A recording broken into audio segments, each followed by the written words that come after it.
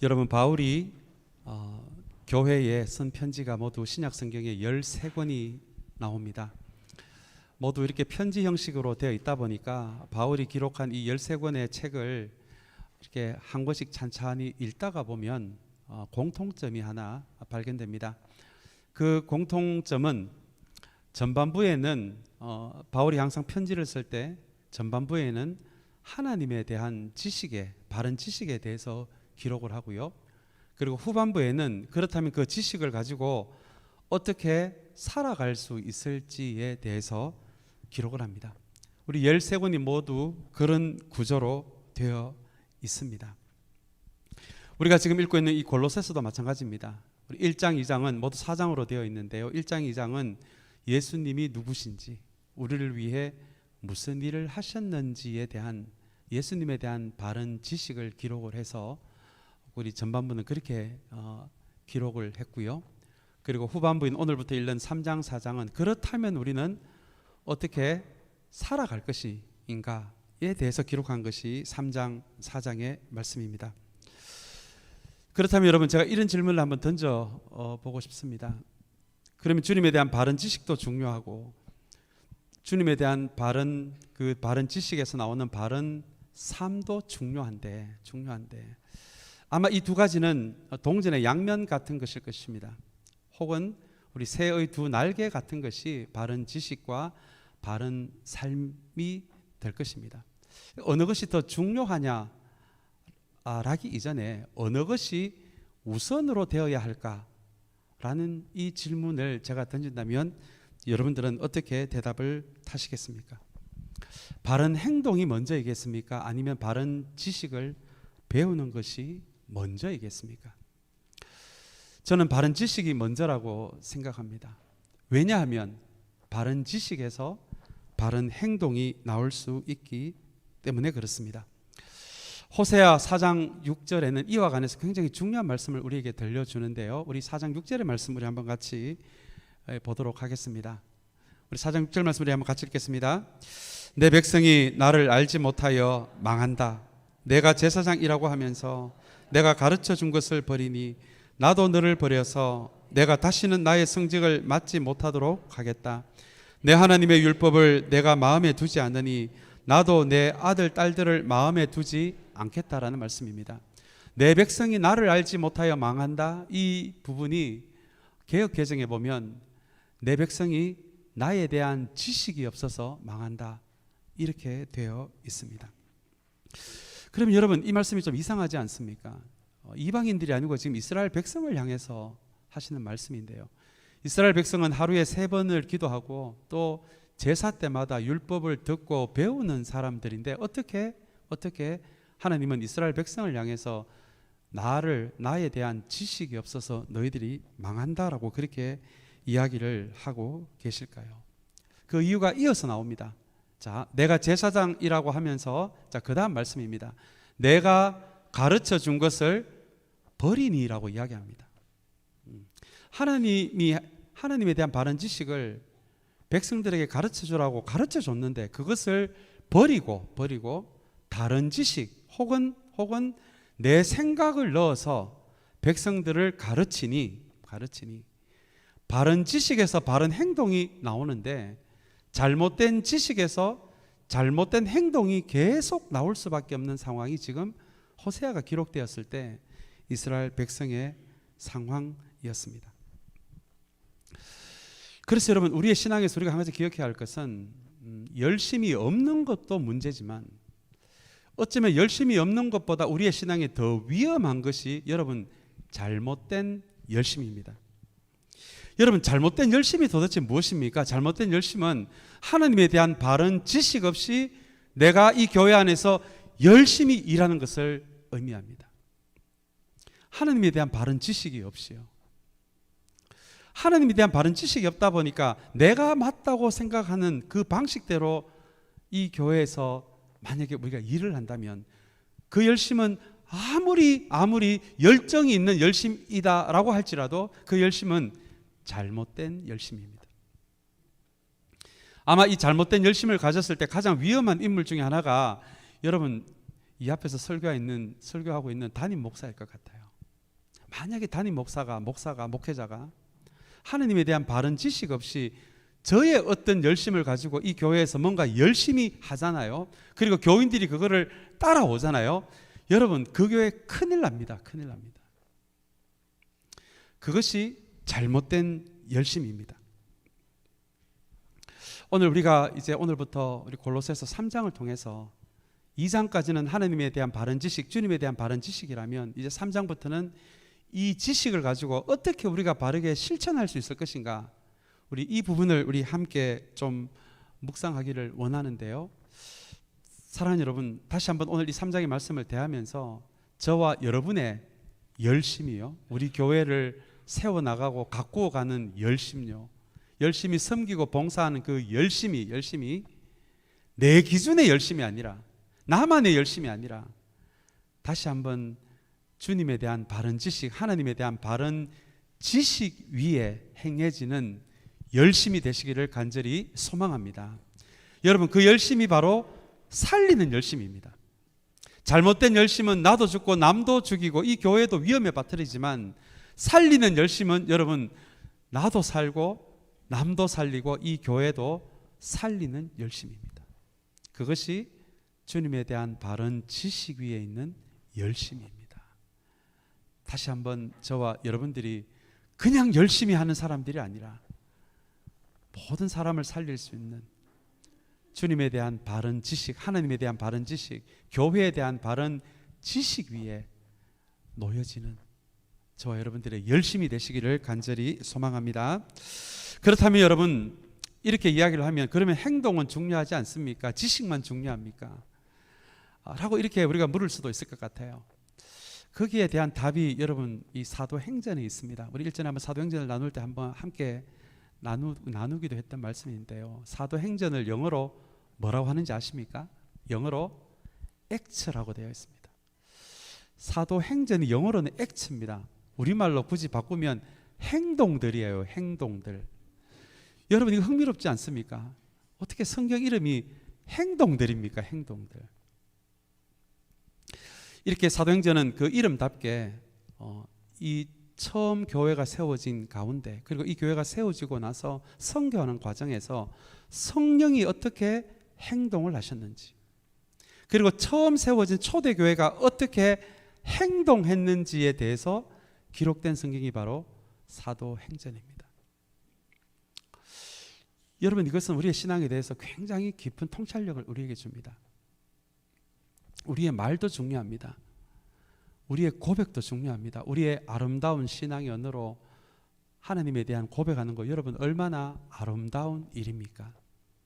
그러나 사도행전이 우리에게 이야기하는 신앙의 중요한 한 지점 하나는, 그럼에도 불구하고 우리의 신앙의 진정성은 우리의 말이 아니라 우리의 행동이 보여준다는 것입니다.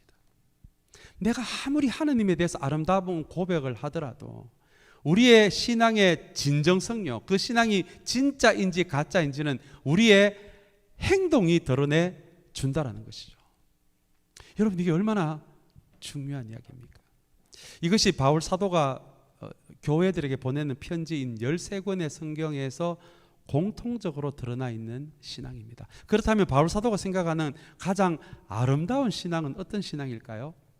예, 우리 이 편지를 쓰는 방식을 생각하시면 될 것 같습니다. 바울이 생각하는 가장 아름다운 신앙은 하나님에 대한 바른 지식 위에, 교회에 대한 바른 지식 위에, 성령에 대한 바른 지식 위에, 그리고 성경이 이야기하는 나라는 사람에 대한 바른 지식 위에 올바른 실천이 동일하게 그 지식과 실천이 균형 잡힌 사람을 바울은 가장 신앙이 아름다운 사람이다라고 이야기하는 것이, 여러분, 바울이 기록한 13권의 이 서신서가 우리에게 말해주는 신앙의 기준입니다. 오늘 이 예배 참석하신 저와 여러분, 우리의 신앙에 우리가 언젠가는 주님 앞에 설 텐데요, 주님 앞에 서기 이전까지 지식과 하나님에 대한 지식과 그 지식에서 나오는 실천이 균형 잡힌 사람들, 그 사람이 성경에서 이야기하는 가장 그 신앙이 아름다운 신앙이라는 것을 여러분 기억하는 우리 모두가 되시기를 간절히 소망합니다. 지식만 많은 사람, 혹은 하나님에 대한 지식 없이 잘못된 열심으로 계속 열심만 내는 신앙, 아마 그 신앙은 절반의 신앙밖에 되지 않을 것 같아요. 바울 사도는 이 골로새서에서 이 두 가지의 균형을 이야기한다는 것을 기억하시면서 사랑하는 여러분, 이왕 믿는 거 아름다운 신앙이 되시기를 다시 한번 주님의 이름으로 간절히 축복합니다. 이제 오늘 우리 말씀에 들어와서 그렇다면 이제 1, 2장에서는 주님에 대한 바른 지식에서 가르쳐 주었다면 우리 3장, 4장을 통해서는 그렇다면 이 지식을 어떻게 실천할 수 있는지에 대한 말씀이 이제 3장부터 이어지는데요. 우리 바울 사도가 어떻게 이야기하는지를 우리 한번 같이 보기를 원합니다. 우리 1절의 말씀, 우리 한번 중요한 말씀이고 또 오늘 설교의 제목이 담겨 있는 말씀이기도 해서 우리 1, 2절 말씀 우리 한번 같이 읽으면 좋겠습니다. 우리 같이 읽겠습니다. 그러므로 여러분이 그리스도와 함께 살려주심을 받았으니 위에 있는 것들을 추구하십시오. 거기에는 그리스도께서 하나님의 오른쪽에 앉아 계십니다. 여러분은 땅에 있는 것들을 생각하지 말고 위에 있는 것들을 생각하십시오 라는 말씀입니다. 지금 바울 사도는 이 골로새 교회에게 이렇게 살아라 저렇게 살아라 그 세밀한 것을 가르쳐 주기 이전에 크리스찬이 어떻게 살아야 하는지에 대한 영적인 큰 법칙을 하나 가르쳐 주고 있는데요. 그것이 바로 위에 있는 것들을 추구하십시오. 위에 있는 것들을 생각하십시오라는 말씀입니다. 그렇다면 여러분 도대체 위에 있는 것이 무엇입니까? 위에 있는 것이 무엇일까요? 우리 눈에 보이지 않는 천국에 있는 뭔가 천국에 있을 화려한 그게 집이 있는지 없는지는 모르겠습니다만은 진주 대문도 있다 그러고요. 그런 어떤 사람은 맨션도 있다고 그러시는데요. 그게 실제로 있는지 없는지는 모르겠습니다만은 우리 눈에 보이지 않는 그것을 찾고 생각하십시오라는 그런 의미이겠습니까? 여러분 그렇지 않습니다. 오늘 바울이 생각하는 이 위에 있는 것은 하나님에 관련된 모든 것을 의미합니다. 하나님의 이름, 하나님의 나라, 하나님 뜻, 하나님 사랑, 하나님의 은혜, 하나님의 공급, 하나님의 정의에 이르기까지 하나님에 관련된 모든 것을 지금 바울 사도는 위에 있는 것들을 추구하십시오라는 말씀으로 그렇게 영적인 원칙을 세워주고 있습니다. 그렇다면 여러분 2절에 나오는 땅에 있는 것들은 도대체 어떤 것이겠습니까? 아마 주기도문 보시면 주기도문 안에 그 땅에 관련된 기도를 주님이 가르쳐 주시는데요. 그게 우리의 먹고 사는 문제가 있습니다. 그리고 이 땅에서 겪을 수 있는 관계의 문제가 있습니다. 그리고 이 세상에 아직도 움직이고 있는 악이 우리 안에 스며들지 못하도록 그렇게 기도하라라고도 주님은 가르쳐 주셨습니다. 그렇다면 이 주님이 말씀하신 오늘 이 바울 사도가 이야기하는 땅에 있는 것은 먹고 사는 문제, 관계 문제, 우리에게 스며드는 이 악한 문화의 문제, 아마 수많은 이 땅에서 겪는 우리의 위기들, 아마 이런 것들이 다 땅에 있는 것들, 이렇게 우리가 이해를 할 수가 있을 것 같습니다. 그러나 여러분, 우리가 오늘 이 말씀 가운데서 한 가지 오해를 해서는 안 되는 지점이 있습니다. 땅에 있는 것들을 생각하지 말라라고 하니까, 자, 크리스찬이 되고 나서는 땅에 있는 것은 일체 생각하지 말고 위의 것만 생각하고 살아라, 이렇게 우리가 오해할 수도 있을 것 같습니다. 만약에 이 말씀이 그런 의미라면 아마 주님은 주기도문에서 먹고 사는 문제를 갖고 기도하라고 그렇게 가르쳐 주시지 않으셨을 것 같아요. 그렇다면 땅에 있는 것들을 생각하지 말라는 이 말씀은 오로지 위의 것만 생각하고 살아라라는 의미가 아니라 영적인 우선순위를 지금 바울은 가르쳐 주고 있는 것입니다. 위의 것을 먼저 생각할 줄 알아야 하나님의 사랑과 하나님의 은혜와 하나님 나라와 그분의 이름과 그분의 뜻을 먼저 찾는 사람이 되어야 우리가 이 땅에서 겪는 모든 문제들을 해결할 수 있는 그 해결책이 바로 위에서 나온다라는 의미이지, 땅의 거는 쳐다보지도 말아라, 그런 의미가 아니라는 것이죠. 이 우선순위를 여러분 가장 잘 가르쳐주는 것이 바로 주님이 제자들에게 가르쳐주신 주기도문입니다. 여러분 주기도문 우리가 어떤 분들은 매일 암송하시니까요, 주기도문에 나오는 여러분 순서를 한번 생각해 보시기 바랍니다. 주기도문에 무슨 기도가 제일 먼저 나옵니까? 아마 쭉 생각해 보시면 하나님의 이름에 대한 기도가 먼저 나옵니다. 하나님, 우리의 삶을 통해서 하나님의 이름이 땅에 떨어지지 않게 하시고 우리의 삶이 주님의 이름을 거룩하게 하는 삶이 되게 하여 주시옵소서. 그런 기도죠. 나라의 임하옵시며 하나님 나라가 하늘에서뿐만 아니라 이 땅에서도 이루어지게 하여 주시옵소서. 그리고는 하나님의 뜻에 관련된 기도가 나옵니다. 하늘에서 뜻이 이루어진 것 같이 이 땅에서도 이루어지게 하여 주시옵소서. 그렇게 주님은 제자들에게 기도를 가르쳐 주시면서 하나님에 관련된 기도를 먼저 가르쳐 주세요. 그리고 나서 나오는 기도가 이 땅에 관련된 기도입니다. 일용할 양식 나오죠. 먹고 사는 문제, 관계의 문제. 이거 사람 용서하는 거 너무 힘들잖아요. 그러니 용서할 수 있는 힘을 달라고 그렇게 기도하라고 가르쳐 주셨죠. 그리고 악한 문화에 관련 이 악에 우리가 물들지 않도록. 근데 여러분, 이 기도의 순서를 한번 생각해 보시기 바랍니다. 주님은 이 땅에 관해서 먼저 기도하라고 가르쳐 주신 것이 아니라 하나님에 관련된 하나님의 뜻, 하나님 나라, 하나님의 이름에 대해서 먼저 기도하라고 가르쳐 주셨어요. 그리고 나서 이 땅에 관련된 기도에 대해서 가르쳐 주신 것이 바로 주기도문입니다. 여러분, 이게 무슨 의미일까요? 이 주기도문의 순서 안에 크리스찬은 어떤 사람인지에 대한 정의가 숨어 있습니다. 크리스찬은 우리가 이 땅에서 살아가면서 겪는 이 땅에 있는 문제만을 붙들고 그 문제를 평생 동안 붙들고 실험하고 고민하고 한숨 쉬는 사람, 그렇게 살아가는 사람들이 아니라 하나님에 대한 기도를 먼저 가르쳐 주셨다는 것은 크리스찬은 하늘을 통해서 이 땅의 문제를 풀어나가는 사람들이라는 그 의미가 여러분 주기도문 안에 숨겨져 있습니다. 그게 그 순서 안에 숨겨진 의미입니다.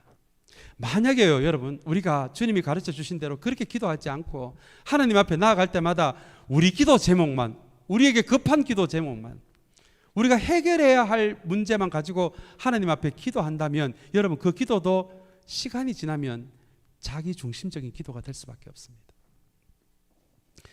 하나님에 대해서는 관심이 없으면서 온통 나의 문제만 가지고 기도를 한다면 여러분, 그 기도가 어떤 기도가 되겠습니까? 결국 그것은 이기적인 기도가 될 수밖에 없거든요.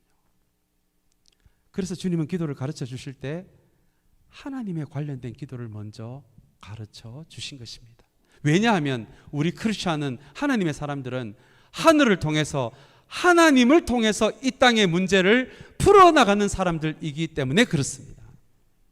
여러분, 이것이 오늘 바울 사도가 골로새 교회에게 가르쳐주는 이 땅에서 어떻게 살 것인지에 대한 첫 번째 영적인 원칙인 위의 것을 구하라 라고 하는 말씀의 의미입니다. 우리가 위의 것을 먼저 구할 수 있어야 하나님의 관점으로 우리의 문제들을 볼 수 있기 때문에 그렇습니다. 우리가 위의 것에는 관심이 없고 온통 땅의 것에만 관심이 있다면 여러분, 그 안에 무슨 해결책이 있겠습니까? 마태복음 6장 33절에서 주님은 이렇게 이야기를 하죠. 너희는 먼저 그의 나라와 그의 의를 구하라. 그리하면 이 모든 것을 너희에게 더하시리라 라고 말씀하십니다. 마태복음 6장 33절에서 가장 중요한 단어는 먼저예요. 먼저. 그렇다면 우리가 이 땅을 어떻게 살아갈 수 있을 것인가에 대해서 바울 사도가 우리에게 주는 정말 깊은 영적 통찰력은 영적인 우선순위를 바로잡는 거예요. 이 땅에 있는 문제만을 봐갖고는 답이 없다는 것입니다. 이 땅에서 너희들이 어떻게 살아가야 할 건지 정말 제대로 살고 싶다면 먼저 위의 것을 구할 수 있어야 한다. 위의 것을 생각할 수 있어야 한다. 하나님이 어떤 분인지, 그분의 사랑이 어떤 사랑인지, 그분의 공급이 어떤 공급인지, 그것을 먼저 생각하고 나서, 구하고 나서, 그리고 너희들의 문제를 보면 그것이 저절로 풀리게 되어 있다라는 것입니다. 여러분, 이것이 이 땅을 살아가는 바울이 가르쳐주는 정말 크리스찬답게 살아가는 방식이에요. 오늘 이 말씀을 기억하시면서 사랑하는 여러분, 다시 한번 위의 것을 먼저 볼 수 있는, 그래서 위의 것을 통해 우리의 이 땅에 있는 모든 문제들을 볼 수 있는 하나님의 사람들이 되시기를 간절히 축복합니다. 여러분, 이것이 오늘 바울이 가르쳐주는 이 세상을 살아가는 크리스천의 첫 번째 방식입니다. 한번 저를 따라해 주시길 바랍니다. 위의 것을 먼저 구하라. 예. 그러면 그게 분명하게 되면 여러분 이 땅에서 우리가 갖고 있는 모든 문제 주님이 풀어주십니다. 여러분 그게 믿음이잖아요. 그게 믿음이잖아요. 우리가 그 문제 안에서 막 쌓여서 우리가 다 풀려고 하지 마시고요. 거기에는 답이 없어요. 문제는 계속 반복되기 때문에 그렇습니다. 다시 한번 바울 사도가 이야기하는 이 땅에 있는 우리의 삶에 대한 첫 번째 영적인 원칙, 위의 것을 먼저 구하라. 꼭 기억하는 우리 모두가 되시기를 간절히 소망합니다. 그리고 나서 오늘 본문을 보시면 바울이 이 골로새 교회 교인들에게 죄에 대한 리스트를 2개 만들어줍니다. 우리가 알고 있는 성경이 이야기하는 죄의 본질은 자기중심성이에요. 근데 자기중심성 그러니까 조금 모호하잖아요. 구체적으로 뭐가 죄인지. 이기적인 것이 죄라는 것은 알겠는데 이렇게 이 골로새 교인들이 모호하지 않도록 이 자기중심성에서 어떤 구체적인 죄가 나올 수 있는지 바울 사도가 리스트를 만들어줍니다. 우리 첫 번째 리스트가 우리 5절에 나오는데 우리 5절 말씀을 한번 제가 조금 그 리스트에 나오는 죄의 항목만 좀 정리를 했습니다. 우리 한번 천천히 한 단어씩 한번 읽어볼까요? 자, 한번 읽어보겠습니다. 음행, 더러움, 정욕, 악한 욕망, 탐욕입니다. 예, 이게 첫 번째 리스트에 나오는 죄의 목록입니다. 여러분 혹시 우리 5절에 나오는 첫 번째 리스트를 보면서 이거는 나하고는 상관이 없는 걸 이렇게 생각하시는 분들이 혹시 계십니까? 우리 5절에 나오는 이 구체적인 죄의 모습을 하나하나를 보시면 이 공통점이 있는데요. 이 공통점은 바로 우리의 은밀한 이 내면에서 올라오는 동기라는 것입니다. 8절에 나오는 두 번째 리스트는요, 바로 다른 사람에게 가해지는 직접적인 구체적인 죄의 모습인데요. 그에 반해서 5절은 우리의 내면에서 나오는 은밀한 그런 내적 동기가 담겨져 있는 것이 5절에 나오는 모두 해당되는 죄목입니다. 근데 여러분 이 5절을 가만히 보시면 여기에서 이것을 저질렀을 때 하나님이 정해놓은 이 바운더리를 넘어서서 이런 성적인 범죄를 저질렀을 때 그 느끼는 감정이 있어요. 이 성경은 아주 심각하게 2가지 감정에 대해서 다루고 있는데요. 첫 번째 감정은 쾌락입니다. 그리고 두 번째 감정은 기쁨이에요. 근데 여러분 5절에 나오는 하나하나 내면에서 올라오는 은밀한 하나님이 그어놓으신 선을 넘어서는 성적인 범죄에 대한 항목을 하나하나씩 보시기를 바랍니다. 이건 전부 다 쾌락과 연관된 죄들이에요. 여러분 쾌락이 무엇입니까? 쾌락은 굉장히 이기적인 감정입니다. 나만을 위한 감정이에요. 나만을 위한 감정입니다. 그에 반해서 성경은 또 다른 감정을 우리에게 가르쳐 줍니다. 그 감정은 기쁨이에요. 여러분 기쁨은 자기만을 위한 이기적인 감정이 아닙니다. 성경이 이야기하는 기쁨은 굉장히 관계적인 감정이에요. 구약에 나오는 스바냐 3장 17절에 그런 말씀이 있죠. 3장 17절을 보시면 하나님과 올바른 관계 안에 서 있는 이스라엘 백성들을 보면서 하나님이 너무 좋아가지고 성경에 보면은 기쁨이 넘쳐서라고 이렇게 표현이 되어 있습니다. 하나님과 올바른 관계 안에 있는 사람들 보니까 하나님 안에 막 내적인 기쁨이 막 올라오는 거예요. 그리고는 스바냐 3장 17절에서 하나님이 너무 기쁜 나머지 흥얼흥얼 노래를 하셨다라는 이런 표현이 나옵니다. 여러분 이거 얼마나 놀라운 표현입니까? 예수님의 감정도 기쁨의 감정이었습니다. 히브리서에 보면 그런 말씀 나오죠. 제가 너무너무 사랑하는 말씀입니다. 예수님이 십자가를 기쁨으로 참으셨다는 표현이 나옵니다. 십자가를 통해서 하나님과 우리와의 관계가 회복되는 그 관계가 올바른 관계로 되는 걸 생각하니까 주님이 너무 좋으신 거예요. 회복이 되는 그것이 참된 관계가 되는 것이. 그래서 주님이 십자가를 그 기쁨 때문에 참으셨다라고 이야기를 합니다. 여러분 이것이 성경이 이야기하는 기쁨이라는 감정입니다. 그러나 5절에 나오는 이 한 가지 하나님이 그어 놓으신 선을 넘는 성적인 범죄들은 이건 기쁨이 아니에요. 여러분 성경이 이야기하는 기쁨이 아니라 굉장히 이기적인 쾌락의 감정만을 줍니다. 이기적인 쾌락의 감정이 바로 자기 중심성이라는 죄의 본질에서 나오는 것이기에 바울은 먼저 이 5절에 이 구체적인 죄를 하나 구체적으로 나열하면서 골로새 교회 교인들이 쾌락에 빠지지 않도록, 자기만을 아는 이기적인 감정이 쾌락에 빠지지 않고 다른 사람과의 올바른 관계 안에 있을 때에, 여러분 우리 주일에 오실 때 여러분들끼리 좀 좋은 관계 있는 분들 먼 발치에서 주차하고 오시면 보기만 해도 좋지 않습니까? 좋지 않습니까? 그게 기쁨이거든요. 올바른 관계 안에 있으니까. 그래서 골로새 교인들이 이기적인 감정에 빠지지 않고 주님이 가지신 감정, 하나님이 가지신 감정, 기쁨을 가르쳐 주기 위해서 이 5절에 나와 있는 이 먼저 성적인 모습들에 대해서 구체적으로 가르쳐 줍니다. 사랑하는 여러분, 다시 한번 이 5절의 말씀을 통해서 우리를 다스리는 감정이 쾌락이 아니라 기쁨이 되시기를 간절히 소망합니다.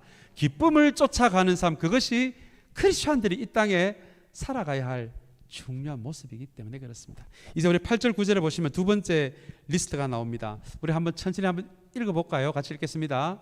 분노, 격분, 악의, 회방, 부끄러운 말, 거짓말입니다. 저는 지난주에 이 말씀을 준비하면서 8절 9절을 읽으면서 솔직하게 말씀드린다면 움찔했습니다. 움찔. 왜냐하면 5절은 모르겠는데 8절 9절은 저도 자유롭지가 않더라고요. 자유롭지가 않더라고요. 혹시 이 예배 참석한 여러분들 가운데서도 이 8절 9절에 나와 있는 바울의 두 번째 죄의 목록에 대해서 나는 자유로워라고 자신 있게 말씀하실 수 있는 분들이 혹시 계십니까? 아마 그렇지 않을 것 같아요. 아마 여기에 나오는 것들 어떻게 보면 우리가 너무 사소하게 생각해서, 어쩌면 이게 너무 우리에게 자주 벌어져서 아마 죄책감도 없는 분들이 혹시 여기에 아마 계시는지 모르겠습니다. 너무 이게 자주 벌어져서. 그러면 자기 합리화가 시작이 되잖아요. 우리 인간은 연약하니까, 부족하니까, 실수하기 쉬우니까. 그래서 딴 거는 몰라도 우리가 뭐 사람을 안 죽이거나 도둑질만 안 하면 되지, 뭐 화내고 누구에 대해서 험담하고 안 해도 되는 말 하고 거짓말하고 이런 거에 대해서는 그렇게 크게 심각하지 않는 것 같아요. 근데 여러분, 이 바울은 5절과 8절 9절을 같은 동일선상에 놓고 지금 다루고 있거든요. 이것이 우리가 한두 번 실수면 몰라도 우리의 인생에서 이게 계속 반복이 된다면 그렇다면 하나님의 심판이 있을 수도 있다. 하나님의 심판이. 그 정도로 심각하게 다루고 있는 리스트가 바로 두 번째 리스트입니다. 우리 두 번째 리스트 우리 잠깐만 좀 정리하면 이렇습니다. 여러분, 이 분노라는 단어요, 헬라 단어에 보면 이 단어는 항상 화가 나 있는 상태를 의미합니다. 기쁨이 아니고 항상 뭔가에 화가 나 있어요. 분노의 감정입니다. 격분은요 폭발하는 분노를 의미합니다. 제가 일전에 한번 말씀드렸죠. 저의 옛날 별명이 욱도한이라고. 욱도한. 저도 욱했습니다. 이 경상도 기질이 있어가지고요. 지금은 제가 많이 이게 지금 훈련이 된 거예요. 지금은 천사 같죠? 네. 요즘도 가끔 욱합니다. 이게 표가 안 나서 그렇지. 악의는요, 악의. 다른 사람에게 이 악이라는 감정은 다른 사람에게 악한 영향을 끼치고 싶어하는 우리의 본성을 의미합니다. 회방은요, 이것이 개역 개정에는 비방이라고 되어 있습니다. 다른 사람을 모독하고 그 사람을 무시하고 모욕을 주는 말이 이 회방입니다. 부끄러운 말은요 지저분한 말요, 해놓고도 찝찝한 말요, 어리석은 말요, 엄탕한 말입니다. 부끄러운 말. 그리고 거짓말은 우리가 잘 아는 거짓말입니다. 놀랍게도 여러분, 오늘 이 두 번째 리스트를 가만히 보시면 말에 대한 부분이 많이 들어가 있어요. 여러분, 이 부분이 참 중요합니다. 우리 모두는 하나님의 형상대로 지음받은 사람들인데 우리의 이 말이 그 사람의 형상을 훼손할 수도 있고, 그 사람의 인격을 죽일 수도 있고, 그 사람의 영혼에 상처를 남길 수도 있는 그 어마어마한 힘이 우리의 말 안에 있다는 것입니다. 그래서 어떻게 보면 하나님에게는 살인이나 말로 누군가를 비난하고 모욕을 주는 게 이게 같은 수준이에요. 같은 수준.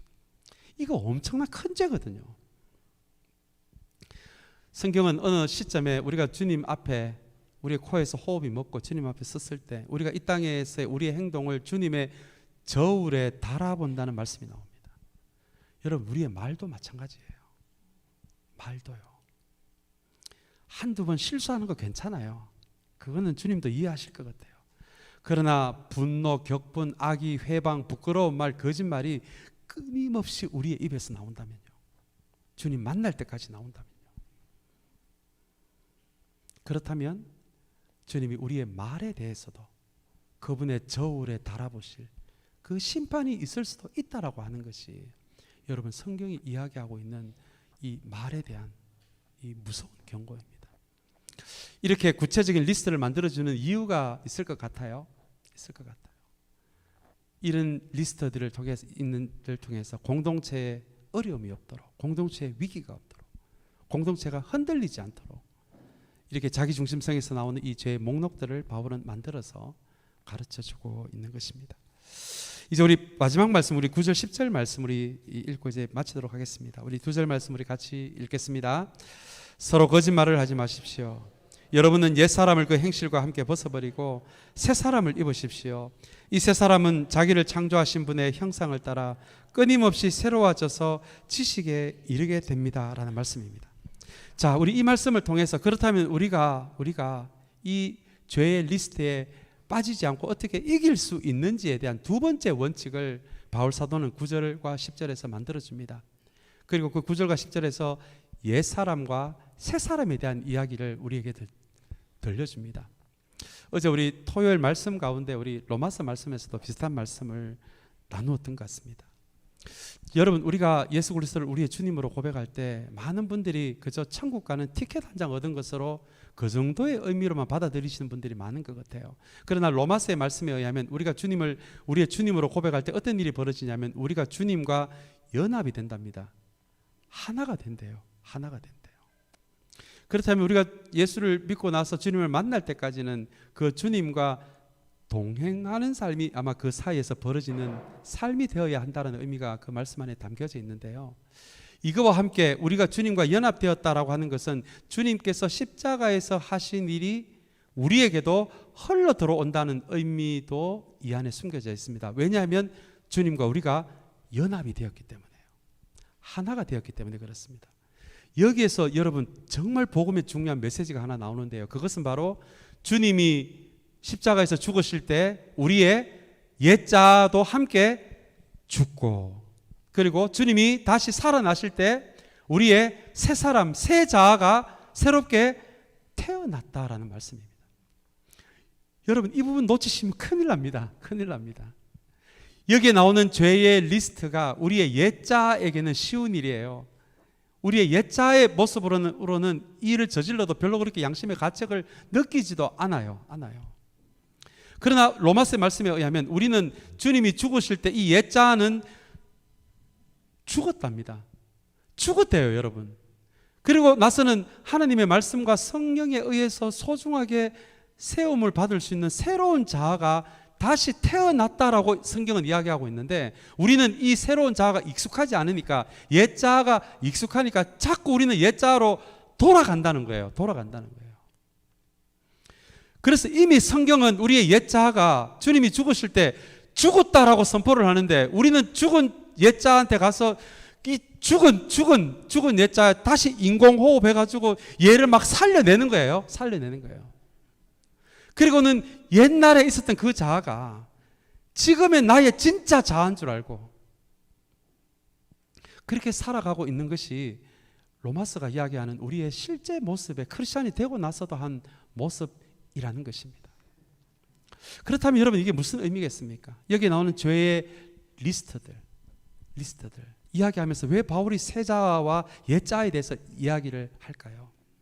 여기 나오는 리스트들, 옛 자아 가지고는 이미 죽은 옛 자아를 살려내 가지고 내가 조금 더 노력하면 괜찮은 사람이 되겠지라는 그런 방식으로는 여기에 나오는 리스트에 나오는 구체적인 죄의 항목에서 자유로울 수 있는 사람은 한 명도 없다라는 거예요. 여러분, 이거 복음의 굉장히 핵심적인 메시지입니다. 그렇다면 우리가 어떻게 해야 할까요? 오늘 바울 사도가 이야기하는 것처럼, 우리 10절에서 이야기하는 것처럼 새 사람을 입으라라는 거예요. 새 사람을. 옛날에 그 죽은 자아는 우리가 아니라니까요. 우리의 실제 모습이 아니라니까요. 그 착각하시면 안 돼요. 그렇다면 새 자아는 무엇입니까? 주님이 부활하실 때 새롭게 만들어진 자예요. 그래서 바울은 이야기하잖아요. 우리는 주님 안에서 새로운 피조물이라. 옛 자아는 죄에 질 수밖에 없는 자아지만 새로운 자아는 이제 하나님의 말씀에 반응하기 시작하는 자고, 성령과 우리가 주님을 구원받을 때 성령께서 우리에게 들어오셔서 영원히 우리와 함께 하신다라고 하잖아요. 그러면 새 자아 안에는 성령님이 거하시는 자이거든요. 그렇다면 이 죄를, 옛 자아를 살려내서 그 옛 자아가 이 죄와 싸우는 것이 아니라 이제 말씀이 있고 성령이 있는 새로운 자아, 그것이 나의 진짜 자아로 받아들이고, 이제는 그 리스트에 나오는 그런 험담이나 좋지 않은 내적인 동기나 다른 사람에게 악한 영향력을 미치고자 하는 그 어떤 나의 옛적 본성이 꿈틀꿈틀 거릴 때마다 성령님 도와주세요. 성령님 함께 해주세요. 내가 이 말을 지금 뱉지 않도록 성령님 도와주세요. 여러분, 성령님의 도움에 의지해서 성령님께 도움을 요청함으로 이 죄의 리스트와 이전에는 싸움도 안 됐지만 이제는 성령님과 함께 이 죄와 싸우고, 옛날에는 지기만 했지만 이제는 싸워서 이길 수도 있는 사람이 되었다라고 하는 것이, 우리가 주님 안에서 어떤 존재가 되었다라고 하는 그 원칙을 지금 바울 사도가 가르쳐 주고 있는 것입니다. 여러분, 죄를 안 지으려고 여러분이 싸우는 게 아니에요. 그러면은 또 옛 자아를 붙들고 사는 거예요. 이거는 똑같은 죄가 계속 반복이 됩니다. 그래서 우리 기도할 때마다 그렇게 기도하잖아요. 주님, 또 깨져서 왔습니다. 또 박살나서 왔습니다. 그렇게 안 살려고 했는데 또 졌습니다. 여러분, 저도 자식을 키웠는데요. 우리 애가 학교 가서 누구한테 한 방 맞고 오면은 막 속이 상하더라고요. 근데 그게 반복이 된다고 생각해 보십시오. 얼마나 속이 상합니까? 하나님도 마찬가지일 것 같아요. 십자가로 구원해 놓으니까 맨날 졌답니다. 맨날 지고, 오늘도 욱했습니다. 오늘도 험담했습니다. 오늘도 깨졌습니다. 오늘도 박살났습니다. 여러분, 그거는 하나님이 생각하는 하나님의 자녀의 삶이 아니라니까요. 그거는 또 옛 자아를 살려내는 삶이에요. 그걸로는 여러분 성부가 되지 않습니다. 이 땅에서 하나님 나라, 하나님의 사람의 삶을 살아갈 수가 없습니다. 그래서 바울은 지금 새 사람을 이야기하고 있는 거예요.